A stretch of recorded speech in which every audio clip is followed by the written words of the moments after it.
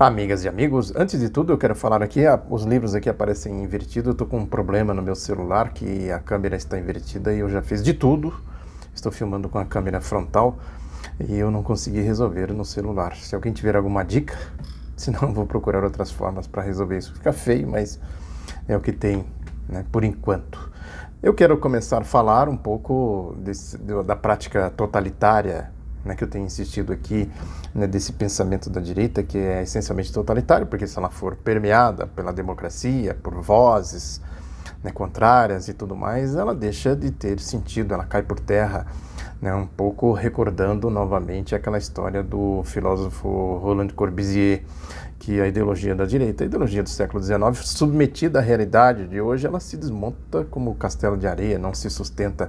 Portanto, ela precisa ficar no seu totalitarismo, né, que é basicamente a falsidade, a mentira, né, ela funciona à base da mentira, né, completa abstração, o mundo fake, nessas coisas que eu falo, que eles ficam na subjetividade, quer dizer, eles não partem do concreto para o abstrato, né, eles pegam o abstrato e ficam falando do concreto, quer dizer, mas vamos submeter ao crivo da realidade as suas abstrações, as suas subjetividades, aí acaba com tudo, né? É o caso, mais uma vez eu tenho que falar aqui, falei do Barrosão, né, o ministro do Supremo, Luiz Roberto Barroso, que eu chamo ele aqui de o Pangaré da Globo, né? Pangaré, vou recordar aqui, se alguém ainda não sabe ou não lembra, por que eu chamo ele de Pangaré? Porque tem uma música do grupo Os Monarcas, tem aí no YouTube, aliás, um grupo, né, que eu tenho muito apreço, me lembra a juventude e tudo mais, que eles falam, olhei de longe, parecia o boi Barroso, né, um boi garboso e tudo mais, quando eu cheguei perto era um cavalo, Pangaré, que o Barroso apareceu e como um cavalo manga larga, podemos dizer assim, né. Aí ele foi se revelando, na verdade, um verdadeiro pangaré.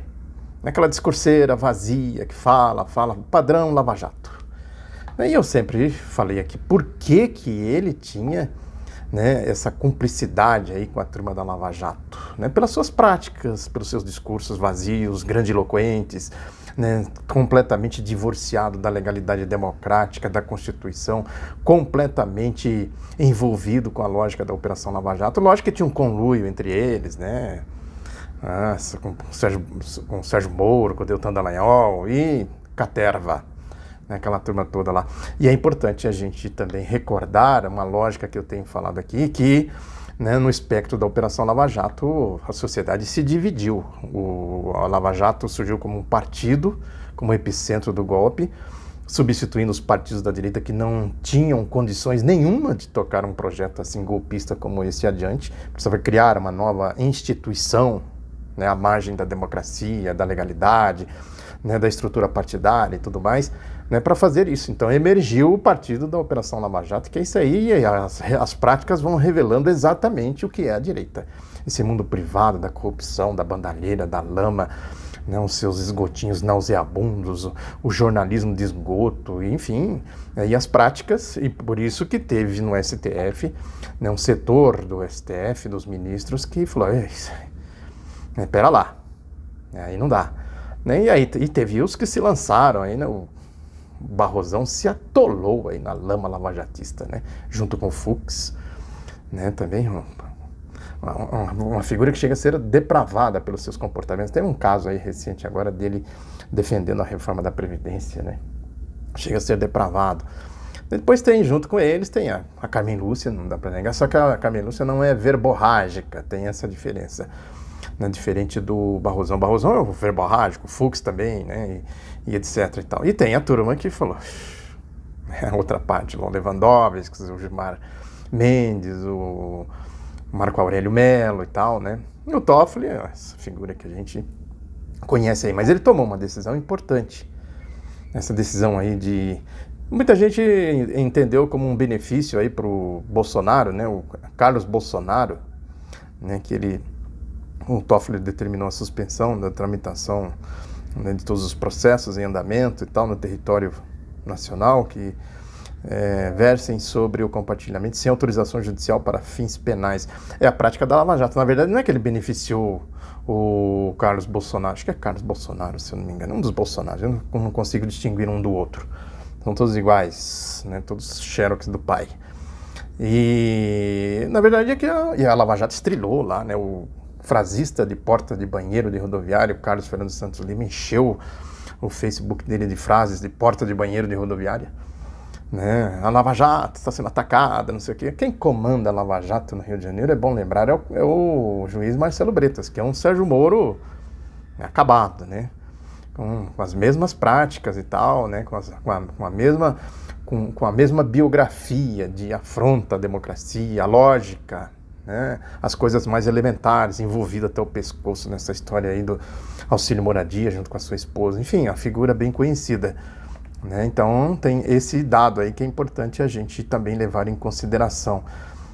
Logo, dados protegidos, né, sob sigilo, né, os dados bancários e fiscais, não podem ser compartilhados com o Ministério Público sem autorização judicial. Quer dizer, o Ministério Público não é absoluto, senhor absoluto, tem que se submeter às leis. Eles não estão acostumados a submeter às leis, à Constituição, né, a régua da justiça. O negócio deles é... E aí vem as derivações que a gente sabe aí. As corrupções, todas que agora estão aparecendo, que eu tenho falado aqui reiteradamente. Né? E é isso, né? Posso dizer, não falei do Barrosão? Falei do Pangaré da Globo. Agora a Globo é isso aí, né? Tem o editorial de hoje, porque a gente vai pegando exatamente a prática totalitária, autoritária, que é o jeito deles fazerem política, deles se comportarem. É um mundo à parte, não é um mundo do povo, da realidade, das coisas concretas, né? É um mundo, enfim, aí, como eles vivem, né? A história deles e tal, né? O Luiz Nassif, por exemplo, antes de entrar no editorial da Globo, tem um dado aqui que eu acabei esquecendo, que é um artigo do jornal GGN, do Luiz Nassif, né? Que ele, aliás, eu estive ontem no lançamento do livro dele, né, em Brasília, do Luiz Nassif, esse aqui, né? É uma biografia, né, que é o Walter Moreira Salles, né, o banqueiro, o embaixador e a construção do Brasil. Essa história da construção do Brasil é importante, que a construção do Brasil está sob ataque, eu tenho falado aqui, né, a Revolução de 30, a abolição, a independência, as constituições de 46 e de 88.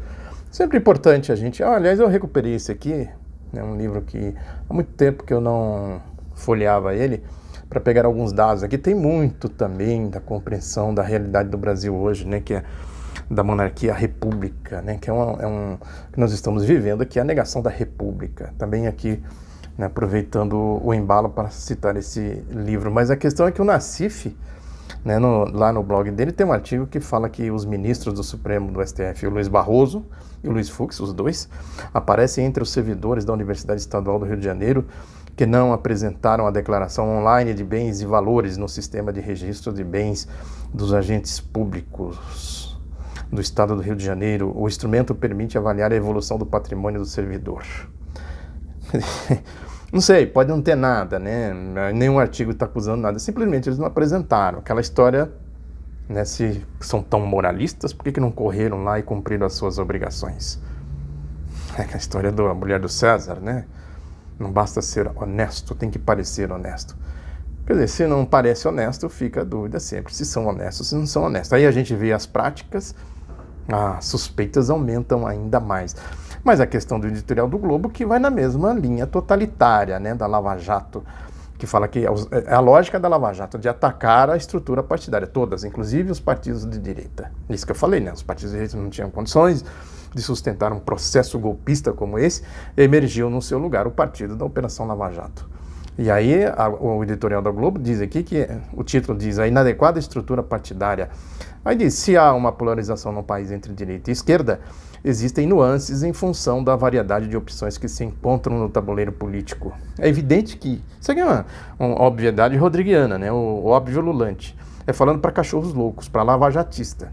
Lógico, entre a direita e a esquerda tem um mundão de coisas, né? Mas é que eles estão querendo dizer outra coisa. Vamos lá. Trata-se de um conflito circunstancial, porque a tendência da sociedade é o centro. Eu não sei de onde eles tiraram isso aqui, a não ser da manipulação, né? Descarada, desavergonhada. A tendência é o centro? Como assim? Que centro? Né?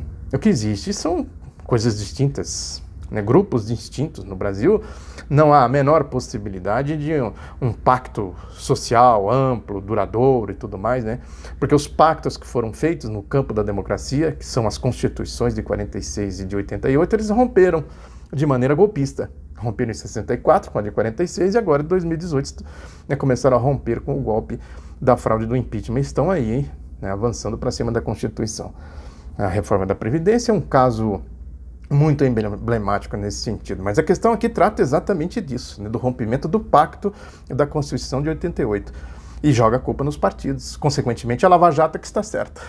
É preciso emergir uma outra estrutura política no lugar dos partidos que são democráticos, canais de manifestação do povo, que o povo pode se eleger, pode votar, ser votado, etc, etc. Mas aí o Globo diz que não.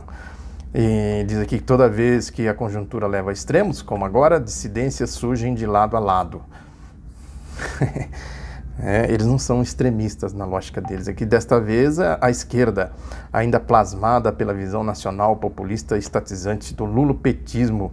É isso aí, a questão ideológica que eu sempre falo aqui. Para eles, essa questão do lulopetismo, essa é uma coisa que não pode jamais ressurgir, que seria ressurgir a abolição, a independência, a república, o ideal republicano de Rui Barbosa, Alberto Salles, etc., aquela turma toda lá, do Floriano Peixoto, enfim, da Revolução de 30 e das constituições democráticas e tal, Então, aí é o lulopetismo isso aí. A linguagem de hoje, de hoje em dia atualizado, é isso aí. Mas também há liberais que discordam do bolsonarismo, e são muitos, pelo que se constatou nas eleições de outubro. Aí diz aqui, por serem antipetistas, deram a vitória ao ex-capitão. O antipetismo, na verdade, é um projeto neoliberal da direita de centro, que eu falei, que se aliou com o Bolsonaro. À medida que apareceu Paulo Guedes e Sérgio Moro, eles se juntaram em torno do bolsonarismo. E o bolsonarismo é a extrema-direita, troglodita, os cachorros loucos. Formaram os cachorros loucos. Só que eles acham o seguinte, que eles sabem que podem ser atingidos aí pelos cachorros loucos. A gente está vendo aí vários exemplos, Miriam Leitão, etc, etc. Os que até esse Gentili aí, Danilo Gentili, não sei o quê, que é isso, que criaram os cachorros loucos, e se misturaram com os cachorros loucos, porque na hora H, na hora do vamos ver, a ideologia pesa. Por trás da ideologia tem a questão econômica, e vai por aí afora, assunto que eu tenho comentado muito aqui. Aí ele diz aqui que a aprovação de Bolsonaro mergulhou nas primeiras semanas de governo pelo distanciamento deste grupo. A aprovação, na verdade, seria a aprovação de Bolsonaro despencou, não mergulhou, Mas ele quer dizer isso aí, que esse grupo dito liberal se afastou do Bolsonaro e a aprovação dele caiu. Não é por isso, é porque o povo viu o que é o bolsonarismo, o que é se fosse outro seria a mesma coisa. A mesma coisa. Porque a questão aí que ele está querendo dizer é que o bolsonarismo avança de maneira célere para cima da institucionalidade democrática. Os liberais não, eles teriam outro comportamento, então resolveria isso democraticamente. Não foi, enfim, as coisas não saíram como eles estavam prevendo. E aí prossegue aqui, então não há espaço nas legendas para votos de consciência. Também é outra formulação aqui oportunista, voto de consciência, quando se tem consciência, o que eles estão querendo dizer aqui, na verdade, que dentro do partido tem que ter consciências outras, Ora, se a pessoa não concorda com o programa do partido, com o ideal do partido, com a ideologia do partido, por que entra no partido? A não ser para fazer por oportunismo, Aí diz aqui que a reforma previdenciária tem uma lógica tão sólida que um mínimo de honestidade intelectual deveria levar o político a pensar sem preconceitos sobre o problema. Aqui a visão totalitária, quer dizer, a reforma da Previdência, no dizer do Globo aqui, ela tem uma lógica sólida. Ser contra a reforma da Previdência tem uma lógica muito mais sólida, é evidente. Que aí o Globo diz, mas aí é pedir demais. A reação da cartolagem partidária contra os dissidentes do PDT e PSB denuncia que canais de camisas de força ideológica e estreiteza no entendimento da realidade brasileira não concedem espaço para jovens políticos com nova abordagem dos problemas do país. Quer dizer, é a velha história, De novo. Quer dizer, eles não têm uma visão estreita, totalitária, de que sem a reforma da Previdência o Brasil acaba e tal, Aí eles jogam isso exatamente para fazer manipulação. Mentira! fazer manipulação política e ideológica. Aí fala aqui da Tabata Amaral, esse caso rumoroso aí, jovem deputada do PDT, né, por isso que ela, né, e outros vêm de movimentos surgidos à margem dos partidos tradicionais, onde falta um oxigênio para a renovação. Renovação votando na direita, numa proposta tão cruel como essa da reforma da Previdência? Isso é renovação. Tabata, você caiu aqui nas graças do Globo, olha aí, você foi parar. Né? E aí diz aqui que a deputada, por exemplo, foi fundadora do grupo Acredito e atuou no Renova BR. Esses agrupamentos que surgem aí, suspeitos, né, dos cachorros loucos, essas coisas todas aí e tal, né? A gente sabe qual é o propósito disso. Lava Jato. Isso aqui são versões da Lava Jato, nuances da Lava Jato. E aí diz o Globo que a aspiração por novos padrões no exercício da política esbarra em velhas estruturas como a partidária. Então tem que acabar com a estrutura partidária. A estrutura partidária é um ideal republicano, isso vem da Revolução Francesa. Vem dos saltos civilizatórios. Eles querem acabar com a estrutura partidária.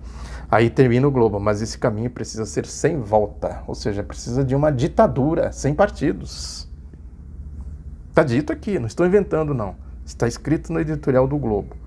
É uma ditadura, entre aspas, moderna, né? Com Lava Jato, com esse aqui, o Grupo Acredito, o Renova BR, o MBL, essas coisas aí, né? Que a gente sabe que são os esgotinhos nauseabundos, o antagonista, né? E vai por aí afora. É essa questão, exatamente da questão econômica que está por trás da ideologia, né? E a reforma da Previdência é exatamente isso, é um rompimento de um pacto nacional, democrático e tal. E isso sim deveria ser levado em consideração, que todos têm direitos. Né? Tem um artigo no Estadão, do José Sequim, que foi ministro da Previdência no governo Fernando Henrique Cardoso, que ele aborda a questão, vejam bem, é absolutamente a manipulação que ele dá o título aqui, assim, Previdência, pensar até as últimas consequências. Aí ele cita aqui o Daniel Kahneman, não sei, psicólogo vencedor do Prêmio Nobel de Economia, né, e mostrou que temos duas formas de pensar, uma rápida e outra devagar. Isso aqui é um raciocínio, convenhamos, eu não sei se o tal do Daniel Kahneman, né, eu não conheço, mas o que ele está falando aqui é uma obviedade também rodriguiana, né? Mas a questão é que ele quer fazer manipulação, que ele diz aqui que a primeira forma de pensar, a rápida, é instintiva, imediata, sem exigência de esforço, influenciada por lembranças recentes ou eventos marcantes, ainda que irrelevantes, e que leva frequentemente a erro, obviedade. Vamos em frente. A outra é reflexiva, analítica, exige raciocínio e esforço mental. Naturalmente seguimos a primeira e decidimos com base nela. Não sei quem seguimos naturalmente e tal, né? Isso aí serve para cachorro louco, né? Para manipular cachorro louco. Né? Quem tem um mínimo de bom senso raciocina de maneira reflexiva, óbvio, eu sempre falo isso aqui, ideológica. Aí prossegue, para evitar erros em decisões importantes, deveríamos sempre envolver a forma lenta de pensar e assim levar os pensamentos às últimas consequências lógicas. Não é obviedade, vamos pular nessa parte aqui que ele quer falar aqui das reações à reforma da Previdência, situação tormentosa e atual que se vem prolongando há décadas à luz dessas duas formas de pensar. A forma rápida leva a rejeitar a reforma, por ser aparentemente danosa para cada indivíduo que pretenda um dia se aposentar. A reforma reflexiva que leva a isso aí, não é a rápida. Veja aí como são as coisas. Está igual a minha câmera aqui, né? Invertido o negócio. Né? Aí prossegue ele aqui que nessa visão afetaria direitos por estender o tempo de contribuição ou alterar a forma de cálculo de seu valor. A conclusão do pensar rápido é opor-se porque subtrai direitos. Pensar reflexivo, tudo invertido, igual a câmera aqui. Isso porque um direito que não possa ser cumprido existe apenas no papel. A expectativa por um direito orienta decisões que as pessoas tomam no dia a dia, confiando na sua exequibilidade, especialmente quando previsto na Constituição. Dada a rápida transição demográfica no Brasil, a Previdência sem reforma caminha para a insustentabilidade por um motivo muito simples: haverá aposentáveis em número tão grande que não poderão ser financiados pelas contribuições de menos dos menos numerosos em idade ativa. Aprofundando o pensamento analítico, não deveria causar surpresa a escassez de recursos para as atividades típicas do setor público, como, por exemplo, a saúde. Isso é o pensamento malandro, não é nem rápido nem reflexivo. Eu vou deixar aqui o pensamento reflexivo do especial que eu fiz sobre a reforma da Previdência. O que é essa reforma? Né? Porque você tem que levar em consideração muitas outras coisas, levar em consideração as pessoas, em primeiro lugar. As pessoas envelhecem, tem, né, a história aí da revolução demográfica, a população vai envelhecendo e tal. Felizmente, né, graças aos recursos da ciência, da alimentação, da medicação, da medicina e etc, etc, né? Agora, essas pessoas têm que ter meios de vida, têm que ter recursos para comer, para beber, para morar, para ir no médico, etc, etc. Aí entra o papel do Estado, entra o papel da economia, da produtividade, da tecnologia, né? Entra a Previdência, sim, entra a aposentadoria. Ele prossegue aqui que os recursos... aprofundando o pensamento analítico, não deveria causar surpresa a escassez de recursos para as atividades típicas do setor público, como, por exemplo, a saúde. Vejam que em nenhum momento ele fala da farra financeira. Metade do orçamento, né, do imposto que o povo paga vai para os ricos que não pagam imposto, né? E aí ele prossegue aqui que os recursos da Seguridade que devem financiar saúde, previdência e assistência vêm sendo consumidos em proporção cada vez maior pela Previdência, restando cada vez menos para as outras ações da Seguridade. Quer dizer, então, você deixa de pagar a aposentadoria do povo, e isso é mentira. O artigo que eu falei aqui, eu vou deixar de novo o link para vocês, né, o que significa esse linguajar aqui da época do Fernando Henrique Cardoso, das privatizações, etc, etc, das reformas, né, que significa tirar dinheiro do povo para jogar aí no rentismo, na farra financeira, no cassino neoliberal gerenciado pelo Banco Central, pelo projeto neoliberal. E ele nem toca nesse assunto aqui, quer dizer, então os velhos vão ficando velhos, não tem que ter aposentadoria, não tem que ter nada. Ele diz aqui, é preciso alterar a estrutura de gastos para que o Estado possa destinar mais recursos à saúde, educação, segurança e investimentos para o país crescer. A Previdência existe para assegurar renda quando faltarem forças para trabalhar, como na maternidade, na doença, por acidente, invalidez e idade avançada. Incapacidade não costuma vir aos 50 anos de idade. É o caso de perguntar para ele com quantos anos ele começou a trabalhar. Esse é um dado fundamental. Quer dizer, os ricos começam a trabalhar mais tempo, tem tempo para estudar, se formar e tal, né? Agora, e o miserável que começa a puxar enxada lá com 5, 6, 7 anos, né, de vida, começou, né, que vive aí na labuta, né, hoje em dia, né, procurando emprego e tal. Eu publiquei aqui a fila dos desempregados em Brasília, jovens. Frequentei aqui também um dia o congresso da UNE, olhando para aquela juventude sem esperança, sem perspectiva e tudo mais. Para esse tipo de gente, isso não sensibiliza esse tipo de gente. É um ser assim desprovido de sentimento humano. O negócio dele é a farra financeira, viver aí como ricos e etc, etc. Né? Acontece que a sociedade brasileira admite aposentar jovens até mesmo com menos de 50 anos que usufruirão o benefício por período maior que o de contribuição. É a tal história, né? Se tivesse uma sociedade que garantisse renda, dignidade, você poderia falar isso aqui tranquilamente. Agora, numa sociedade em que depois dos 40 e pelos 50 anos já é praticamente impossível arrumar emprego, né? E vem com esse papo furado aqui, né? Se os jovens não conseguem, os idosos então, né? Quer dizer, é uma crueldade, uma perversidade, uma mentiraiada, é um lavajatismo, é um bolsonarismo, é um barrosismo que, olha, né, a gente fica indignado quando vê esse tipo de argumento. Ele termina aqui, em suma, é preciso pensar de forma rápida, é preciso passar da forma rápida de pensar e levar os pensamentos às últimas consequências lógicas para que norteie adequadamente nossas ações e eleições. Eu não tenho como falar com esse elemento aqui, com esse indivíduo, mas os meus aí, internautas, eu vou deixar aqui o especial, né, para a gente fazer uma leitura reflexiva sobre esse tema e a gente chegar à conclusão o que é esse indivíduo aqui, o que são os indivíduos da Lava Jato, o que é o bolsonarismo, o que é o neoliberalismo, o que é, enfim, esse mundo dos escravistas que estão aí agora com esse pensamento, né, dito moderno, o escravismo neocolonial, o escravismo neoliberal. Muito obrigado pela atenção, divulgue o outro lado da notícia, um abraço e até a próxima.